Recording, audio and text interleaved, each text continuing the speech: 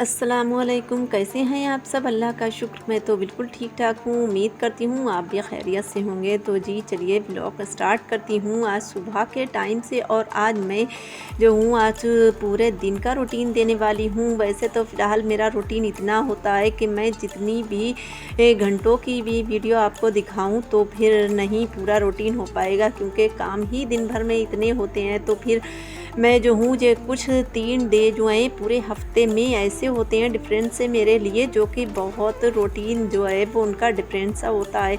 तो एक तो थर्सडे और दूसरा जो है फ्राइडे और तीसरा संडे।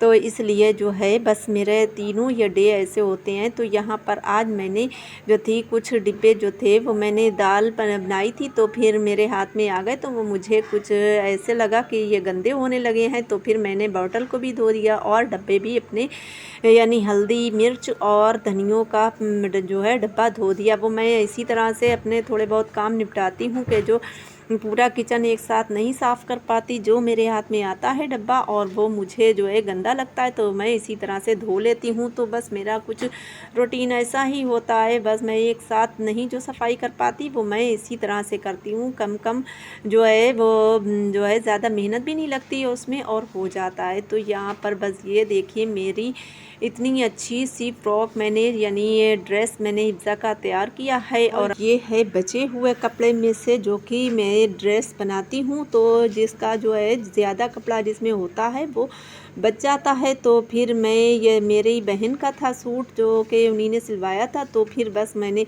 उसी का बचा हुआ पड़ा था। तो मैंने सोचा कि चलिए डिज़ाइन बना कर मैं इसी तरह से मैं इसको बना लेती हूँ। तो यहाँ पर अभी तो फ़िलहाल मैं यहाँ पर जो तैयारी बात की रह गई थी बटन शटन लगाना वही मैं लगा रही हूँ। लेकिन फिर जब तैयार हो जाएगा तो पूरा आपको दिखाती हूँ कैसा इसका लुक लगता है। ये देखें मैंने डिज़ाइनर बना दिया उसको, जबकि कोई ऐसा जो था बंदा इसको इस तरह से नहीं बना पाता शायद। जैसे हमने सोची थी कि आप वैसी बना दो आए, फिर हमने बनते हो जाएगी, हमने सोची नहीं वैसी नहीं है, और फिर अब देख रहे हैं, अब हमें उससे भी अच्छी लग रही है जैसी हमने सोची थी। और क्या सही है। अब देखें इसका फाइनल लुक, ये देखें आपको कोटी नुमा दिखाई दे रहा है, लेकिन ये कोटी नहीं है बल्कि इसी में ये कटिंग किया हुआ कपड़ा था जिस तरह का, मैंने उसी में डिज़ाइनिंग कर दी है। तो ये पाइपिंग लगाकर स्लीव्स में तो जो है वो पाइपिंग दी है और ऊपर से बटन अटैच कर दिए, तो कॉलरदार है। तो फिर बड़ा अच्छा लग रहा था इसका फाइनल लुक। और बैक साइड जो है वो बैक साइड में मैंने वो लगाया है प्लेन कपड़ा, जैसे कि ये स्लीव दी हैं। तो इस तरह से ये देखें बड़ा खूबसूरत सा लग रहा था। और ये सब मेरे पास जो है ये कपड़ा जो था वो बचा हुआ है। तो फिर इस तरह से मैंने इसको डिज़ाइन कर दिया है अपने आप से, अपनी ही माइंड से मैंने सोच कर ये डिज़ाइन बनाया। तो ये देखें लेस लगा दी इसके ऊपर, कितनी प्यारी सी कितनी हसीन लग रही है। और इसी तरह से आपको अगर ये खूबसूरत सी फ्रॉक अच्छी लगी हो तो ज़रूर से आप लाइक करें इसको, और प्यारे से हाथों से अपने ये कमेंट भी ज़रूर मुझे लिख कर भेजें कि कैसी लगी आपको हिफ्ज़ा की ये ड्रेस। तो बड़ा खूबसूरत सा, मुझे तो बहुत प्यारा लग रहा है और हिफ्ज़ा को भी बहुत पसंद आया। अच्छा जी, तो फिर हो गया था मेरा लंच टाइम, और लंच में आज मेरे यहाँ बन रहे हैं दाल चावल, जो कि आपको मालूम है कि मैं दाल चावल ज़्यादा ही बनाती हूँ। हिफ्ज़ा और अज़ल बच्चे जो हैं वो तहरी खिचड़ी कुछ नहीं पसंद करते हैं, तो बस मुझे ज़्यादातर तो दाल चावल ही बनाना पड़ जाते हैं। और आजकल जो है वो बच्चे घर ही पर हैं 3 रोज़ के लिए, क्योंकि उनका स्कूल तो ऑफ़ है। मेरे यहाँ दशहरा की छुट्टी होती है 3 रोज़ की, तो फिर वही है, तो वही चल रही है। तो इस वक्त जो है बच्चे घर पर हैं। तो वही है कि कुछ आजकल ऐसे रूटीन हो रहे हैं कि बच्चों की वजह से माशाल्लाह से घर में रौनक लगी रहती है। वैसे तो फ़िलहाल मैं अकेले होती थी घर में, तो फिर जो था वो अपने हिसाब से काम करती थी, और जब बच्चे घर होते हैं तो फिर और हिसाब बन जाता है, घर का रूटीन कुछ अलग से हो जाता है। तो यहाँ पर ये देखें मैंने दाल चावल सर्व कर दिया, कितना मज़ेदार सा मटर की दाल और चावल लग रहा था मेरा।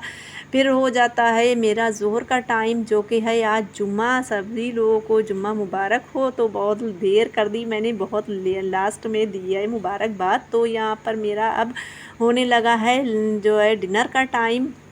तो डिनर का सारा इंतज़ाम मैं करने लगी थी, तो मैंने आलू बॉयल कर लिए और उसकी छील कर उसके छोटे छोटे पीसेस में कट कर लेना है। और आज मैं देने वाली हूँ इसकी रेसिपी, जो कि बहुत मज़े के आलू होते हैं, बहुत चटपटे और बहुत स्वादिष्ट से जो कि होंगे। ये कौरे आलू बोले जाते हैं। तो आलू और पूरी, तो फिर मेरे यहाँ मेरे बच्चे जो हैं वो मालूम है आपको सब्जियाँ नहीं खाते हैं ज़्यादा, तो फिर मैंने सोचा आज कुछ ऐसा बनाएं जो कि बच्चों को भी मज़ा आ जाए और आपको भी मज़ा आए देखने में। तो यहाँ पर ये देखें छोटे छोटे पीसेस में कट कर लेना है आलू बॉयल किए हुए।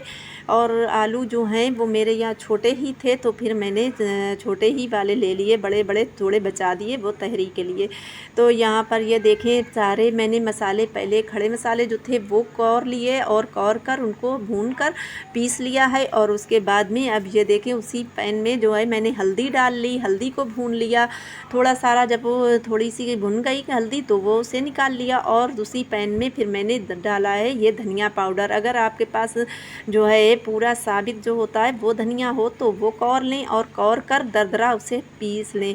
तो पीस नहीं लें यानी कूट लें दरदरा। तो यहाँ पर ये मैंने सारे मसाले डाल दिए हैं। गरम मसाला वो जो मैंने पीसा था वो डाला है, सारे मसाले खड़े, और हल्दी पाउडर, धनिया पाउडर, नमक, और यहाँ पर ये डाला है चाट मसाला और डाला है इसमें मैंने हल्दी।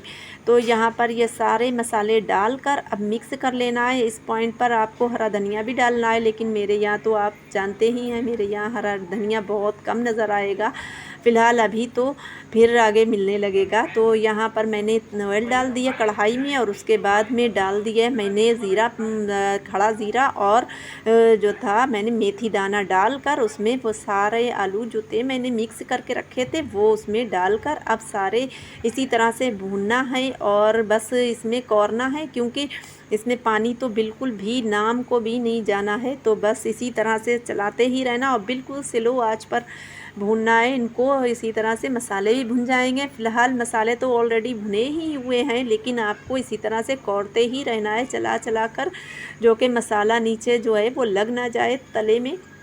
बस इसी तरह से भून लें और कौर लें खूब आलू को। फिर बस अब स्टार्ट कर देंगे। यहाँ पर मेरे आलू तो तैयार फ़िलहाल हो गए हैं। यहाँ पर अगर हरा धनिया हो तो आप डाल दें। मैंने हरी मिर्च भी इसमें डाली थी जो कि आपको नज़र आ रही है शायद, तो हरी मिर्च भी मैंने डाल दी थी। तो अगर आपको हरा धनिया डालना है तो इस पॉइंट पर आप डाल सकते हैं, मैंने नहीं डाला था। देखिए कितने अच्छे से लग रहे हैं। अब यहाँ पर मैं पूरी का आटा गूँधने जा रही हूँ। तो यहाँ पर यह देखें मैंने 1 चम्मच तो देसी घी डाला था और बाकी थोड़ा सा ऑयल भी डाला था जो कि पका हुआ था। तो वहाँ पर मैंने नमक डाल दिया और बस कुछ भी और नहीं मिलाना है, बस वही आटा है। ये मैंने मैदा नहीं लिया है, मेरे घर का ही आटा बड़ा अच्छा होता है पिसा हुआ, क्योंकि हम लोग अपने हाथ से बीन कर खूब अच्छे से दाने और पिसाते हैं। कभी कभी तो धोकर ही डालते हैं दाने, तो वो बड़ा अच्छा घर का आटा बना हुआ होता है। ये मोल वाला यानी जो आता है मोल में वो बिल्कुल दरदरा सा पता नहीं कैसा होता है, तो मेरे यहाँ घर का है तो बहुत अच्छा आटा है। तो यहाँ पर मैंने आटा गूँध लिया है और आटा जो है वो डो इतना सख्त नहीं रखना है और इतना बिल्कुल मुलायम भी नहीं करना है, क्योंकि अगर ज़्यादा सख्त कर देंगे तो जो है कर्री कर्री सी पूड़ियाँ हो जाती हैं, तो ज़्यादा मुलायम भी नहीं बनती हैं। तो बहुत नॉर्मल सा आटा रखेंगे। तो यहाँ पर ये देखें चिकना करने के लिए मैंने बाद में भी थोड़ा ऑयल लगाकर और इसको चिकना करके आटा बहुत अच्छा सा गूँध लिया है। अब इसको थोड़ा रेस्ट के लिए छोड़ देना है बंद करके, और फिर उसके बाद में थोड़ी देर में फिर पूड़ियाँ बनाना स्टार्ट कर देंगे। तो यहाँ पर मैंने रेस्ट दे दिया। उसके बाद में अब ये छोटे छोटे से गोले बना लेना है। फ़िलहाल तो पूड़ियाँ सभी लोग बना लेते हैं, लेकिन फिर भी पूरा जब तक ना दिखाओ तो मज़ा कहाँ आता है। आपको पूरी तो रेसिपी बना कर देना ही है।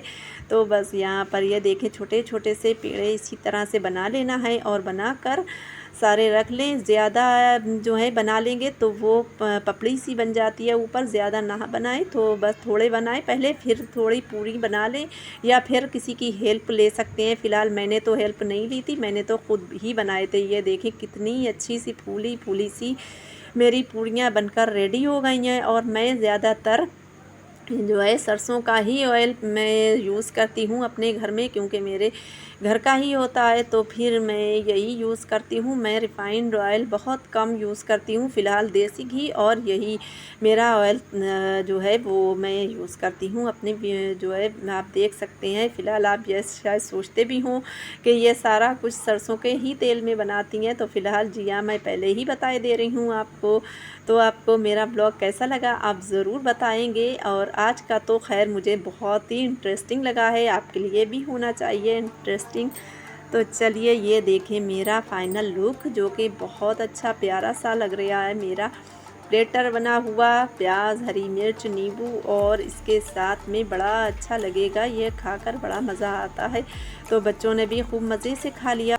पूड़ी आलू तो वेरी टेस्टी थे, आप लोग भी ट्राई ज़रूर करिएगा। हमारा ब्लॉग था यहीं तक, और अगर आपको हमारा ब्लॉग पसंद आया हो तो लाइक, शेयर एंड सब्सक्राइब करना मत भूलेगा। मिलते हैं किसी नेक्स्ट ब्लॉग में। Thanks for watching. अल्लाह हाफिज़।